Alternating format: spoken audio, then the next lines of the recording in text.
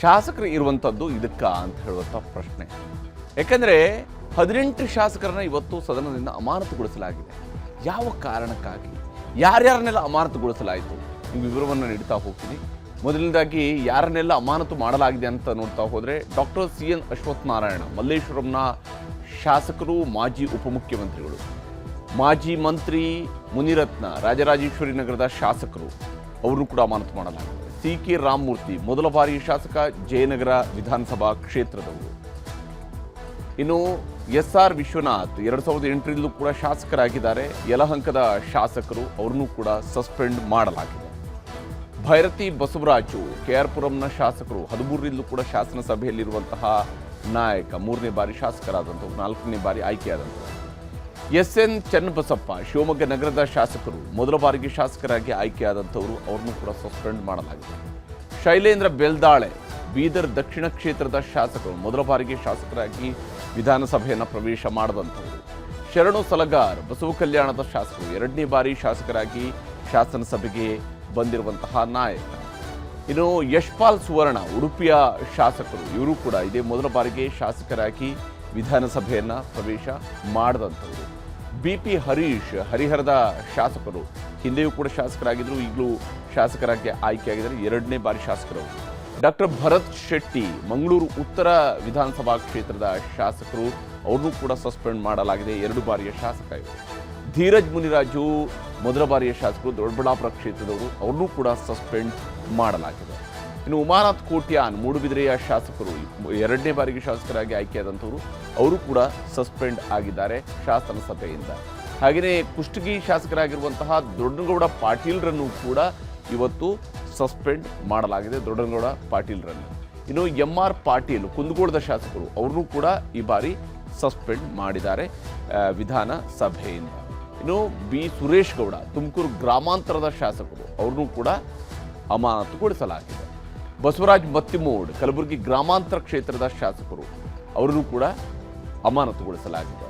Doctor Chandru Lamani Shirahatti ಕ್ಷೇತ್ರದ ಶಾಸಕರು suspend ಆಗಿದ್ದಾರೆ. ಹೀಗೆ ಒಟ್ಟು 18 ಮಂದಿ ಶಾಸಕರನ್ನ ಶಾಸನ ಸಭೆಯಿಂದ ಅಮಾನತುಗೊಳಿಸಲಾಗಿದೆ. ಹಾಗಾದರೆ ಅಮಾನತು ಮಾಡಿದ್ದು ಯಾಕೆ, ಏನು ಮಾಡಿದ್ರು, ಏನು ತಪ್ಪು ಮಾಡಿದ್ರು? ಬಹಳ ಮುಖ್ಯವಾಗಿ ಇವತ್ತು ಶಾಸನ ಸಭೆಯಲ್ಲಿ ಅಲ್ಲಿ ಏನು ಹೂವಿನ ಮಳೆ ಅಲ್ಲ, ಬದಲಿಗೆ ಕಾಗದದ ಮಳೆಯನ್ನು ಗೆರಿತಾ ಇದ್ರು, ಸ್ಪೀಕರ್ ಅವರ ಮೇಲೆ ಎಸೀತಾ ಇದ್ರು, ಬಿಸಾಕ್ತಾ ಇದ್ರು. ಎಷ್ಟರ ಮಟ್ಟಿಗೆ ಎಸೆಯೋದಕ್ಕೆ ಹೋದ್ರು ಅಂತೇಳಿ ಹೇಳಿದರೆ, ಕೆಲವರು ಮೇಲಕ್ಕೂ ಕೂಡ ಹತ್ತಿದ್ರು, ಸ್ಪೀಕರ್ ಪೀಠದ ಮೇಲ್ಭಾಗಕ್ಕೂ ಕೂಡ ಹೋದರು. ಅಲ್ಲಿಂದ ನಿಂತುಕೊಂಡು ಆ ಮೈಕ್ ಪಕ್ಕದಲ್ಲಿ ನೋಡಿ, ಅಲ್ಲಿ ದೊಡ್ಡಗೌಡ ಪಾಟೀಲ್ರು ನಿಂತಿರುವಂತಹ ಸ್ಟೈಲ್ ಗೋಚರ ಆಗುತ್ತೆ, ಯಾವ ರೀತಿಯಾಗಿ ಅಲ್ಲಿ ನಿಂತಿದ್ರು ಅನ್ನೋಂಥದ್ದು ಕಾಣುತ್ತೆ. ಸ್ಪೀಕರ್ ಚೇರ್ನ ಪಕ್ಕದಲ್ಲಿ ಹೋಗಿ ನಿಂತ್ಕೊಂಡು ಆ ಮೈಕ್ ಪಕ್ಕದಲ್ಲಿ ನಿಂತ್ಕೊಂಡು ಕಾಗದಗಳನ್ನು ಎಸೀತಾ ಇದ್ದಾರೆ, ಚೀಟಿಗಳನ್ನು ಎಸೀತಾರೆ, ಹರಿಯೋದು ಎಸೆಯೋದು ಈ ಕೆಲಸವನ್ನು ಮಾಡ್ತಾರೆ. ಸ್ಪೀಕರ್ ಪೀಠದತ್ತ ಪೇಪರ್ ಎಸೆದಿದ್ದು ಪ್ರಮುಖವಾಗಿರ್ತಕ್ಕಂಥ ಕಾರಣ ಇವ್ರನ್ನ ಅಮಾನತುಗೊಳಿಸೋದಕ್ಕೆ. ಮತ್ತು ವಿಶೇಷವಾಗಿ ಸ್ಪೀಕರ್ ಪೀಠಕ್ಕೆ ಅಗೌರವವನ್ನು ತೋರಿದ್ದಾರೆ ಅಂತೇಳಿ, ಸ್ಪೀಕರ್ ಪೀಠವನ್ನು ಬಹಳ ಕೇವಲವಾಗಿ ನೋಡಿದ್ದಾರೆ ಮತ್ತು ಅಗೌರವವನ್ನು ತೋರಿಸಿದ್ದಾರೆ ಅನ್ನುವಂತಹ ಕಾರಣಕ್ಕಾಗಿ ಅವ್ರನ್ನ ಸಸ್ಪೆಂಡ್ ಮಾಡಲಾಗಿದೆ. ಕಲಾಪ ನಿಯಮವನ್ನು ಮೀರಿ ವರ್ತನೆಯನ್ನು ಮಾಡಿರುವಂಥದ್ದು ಈ ಶಾಸಕರು ಅನ್ನೋದು ಇದಕ್ಕೆ ಬಹಳ ಮುಖ್ಯವಾಗಿರ್ತಕ್ಕಂತಹ ಕಾರಣ. ಕಾರ್ಯಕಲಾಪಗಳಿಗೆ ಅಡ್ಡಿಪಡಿಸಿರುವಂಥದ್ದು, ವಿಧಾನಸಭೆಯ ಕಾರ್ಯಕಲಾಪಗಳಿಗೆ ಅಡ್ಡಿಪಡಿಸಿರುವಂಥದ್ದು ಈ ಶಾಸಕರು ಮಾಡಿರುವಂಥ ಕೆಲಸ. ಅಶಿಸ್ತು, ಅಗೌರವದ ವರ್ತನೆ. ಹಾಗಾದರೆ ಈ ಅಶಿಸ್ತು, ಅಗೌರವದ ವರ್ತನೆಯನ್ನು ತೋರಿದಂಥವ್ರನ್ನ ಸಸ್ಪೆಂಡ್ ಮಾಡದೆ ಸದನದಲ್ಲಿ ಹಾಗೆಯೇ ಬಿಟ್ಟರೆ ಇದೇ ಮುಂದೆ ಪ್ರೆಸಿಡೆಂಟ್ ಕೂಡ ಆಗುತ್ತೆ, ಇದೇ ಸಂಪ್ರದಾಯ ಆಗುತ್ತೆ. ಯಾರು ಬೇಕಿದ್ರೂ ಕೂಡ ಸ್ಪೀಕರ್ ಚೇರ್ನವರೆಗೂ ಹೋಗ್ಬೋದು, ಅಲ್ಲಿ ಬೇಕಿದ್ರೆ ಹೋಗಿ ಕಿತ್ತು ಹಾಕ್ಬೋದು, ಮೈಕ್ ಕೀಳ್ಬೋದು, ಅಥವಾ ಅವ್ರನ್ನ ಎಳೆದಾಡ್ಬೋದು, ಅವರ ಚೇರ್ನ ಹಿಡ್ಕೊಂಡು ನಿಂತ್ಕೊಳ್ಬೋದು, ಏನು ಬೇಕಿದ್ರೂ ಮಾಡ್ಬೋದು. ಅಂದರೆ ಸ್ಪೀಕರ್ ಪೀಠಕ್ಕೆ ಗೌರವವನ್ನು ಹಾಗಾದರೆ ಶಾಸಕರು ಕೊಡದೆ ಮತ್ತಿನ್ಯಾರು ಕೊಡಬೇಕು? ಶಾಸನ ಸಭೆಯ ಸದಸ್ಯರು ಸ್ಪೀಕರ್ ಪೀಠಕ್ಕೆ ಗೌರವ ಕೊಡದೆ ಮತ್ತಿನ್ಯಾರು ಕೊಡಬೇಕು? ಈ ಕಾರಣಕ್ಕಾಗಿ, ಈ ಅಶಿಸ್ತು ಅಗೌರವದ ಕಾರಣಕ್ಕಾಗಿ, ಈ ವರ್ತನೆಗಳಿಗಾಗಿ ಇವ್ರನ್ನ ಈಗ ಅಮಾನತುಗೊಳಿಸಲಾಗಿದೆ. ಸಸ್ಪೆಂಡ್ ಆದಂತಹ ಶಾಸಕರಿಗೆ ಕೇವಲ ಶಾಸನ ಸಭೆಯಿಂದ ಮಾತ್ರ ಅಮಾನತು ಆಗಿರೋದಂಥದ್ದಲ್ಲ, ಅವರಿಗೆ ಕಠಿಣವಾದಂಥ ಶಿಕ್ಷೆಯನ್ನು ಈ ಬಾರಿ ನೀಡಲಾಗಿದೆ. ಸಸ್ಪೆಂಡ್ನ ಸಂದರ್ಭದಲ್ಲಿ ವಿಧಾನಸಭೆಯ ಸಭಾಂಗಣ, ಲಾಂಜ್, ಗ್ಯಾಲರಿಗಳಿಗೆ ಪ್ರವೇಶಿಸುವಂತಿಲ್ಲ. 6 ತಿಂಗಳುಗಳ ಕಾಲ, ಅಂದರೆ ಈಗ March, April, May, June, July, August, September ತನಕ ನಡೆಯುವಂತಹ ಕಲಾಪಗಳಿಗೆ ಅವರಿಗೆ ಪ್ರವೇಶ ಇರೋದಿಲ್ಲ, ಅವರು ಹೋಗುವಾಗಿಲ್ಲ.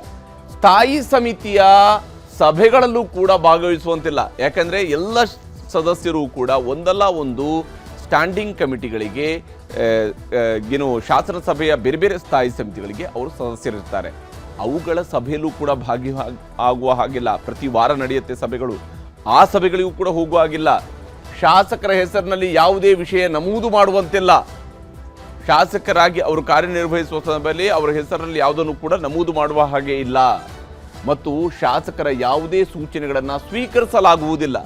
ಅಂದರೆ ಅವರು ಶಾಸಕರೇ ಅಲ್ಲ ಅನ್ನುವಂಥ ರೀತಿಯಲ್ಲಿ ಇರ್ತಾರೆ. ಅಮಾನತಿನ ಅವಧಿಯಲ್ಲಿ ಅವರು ಯಾವುದೇ ಸೂಚನೆಗಳನ್ನು ಕೂಡ ಸ್ವೀಕರಿಸೋದಕ್ಕೆ ಆಗುವುದಿಲ್ಲ.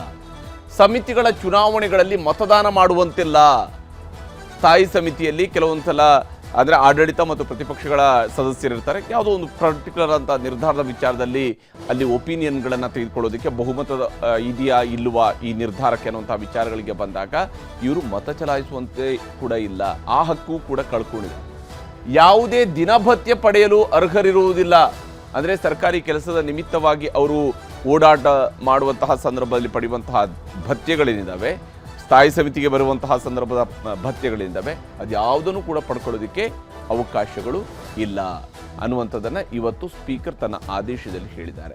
ಇದರ ಬಗ್ಗೆ ಬಿಜೆಪಿಯ ಸದಸ್ಯರುಗಳು ಏನೇನು ಹೇಳಿದ್ದಾರೆ ಅನ್ನೋದನ್ನು ನಿಮಗೆ ತೋರಿಸ್ತೀನಿ.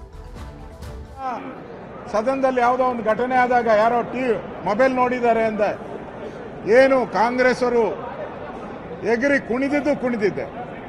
ಈಗ ಸ್ವತಃ ಸಚಿವರೇ ಹನಿ ಟ್ರ್ಯಾಪ್ ಆಗಿದೆ ಅಂತ ಹೇಳಿದಾಗ ಕಾಂಗ್ರೆಸ್ ಅವರಿಗೆ ಇದ್ರ ಬಗ್ಗೆ ಅಶ್ಲೀಲ ಅಂತ ಅನ್ಸಲೇ ಇಲ್ಲ. ಆಡಳಿತ ಪಕ್ಷದ ಸಚಿವರ ಪರವಾಗಿ ಹೋರಾಟ ಮಾಡಿದ್ರೆ ನಮ್ಮನ್ನು ಕತ್ತಿಡಿದು ಹೊರಗೆ ದಬ್ಬತಕ್ಕಂಥ ಕೆಲಸ ಮಾಡಿದ್ದಾರೆ. ಇದು ಖಂಡಿತ ಸರಿಯಲ್ಲ. ಇದು ಖಂಡಿತ ಸರಿಯಲ್ಲ. ಮಾನ್ಯ ಮುಖ್ಯಮಂತ್ರಿಗಳೇ ಇವತ್ತು ಈ ತಮ್ಮ ಮೂಲಕ ಹೇಳೋದಕ್ಕೆ ಇಚ್ಛಪಡ್ತೇನೆ. ನೀವತ್ತು ರಕ್ಷಣೆ ಹೊಣೆಗಾರಿಕೆಯನ್ನು ವಹಿಸಬೇಕಾಗಿತ್ತು. ನೀವು ಸಚಿವರ ರಕ್ಷಣೆಗೆ ಬರಬೇಕಾಗಿತ್ತು.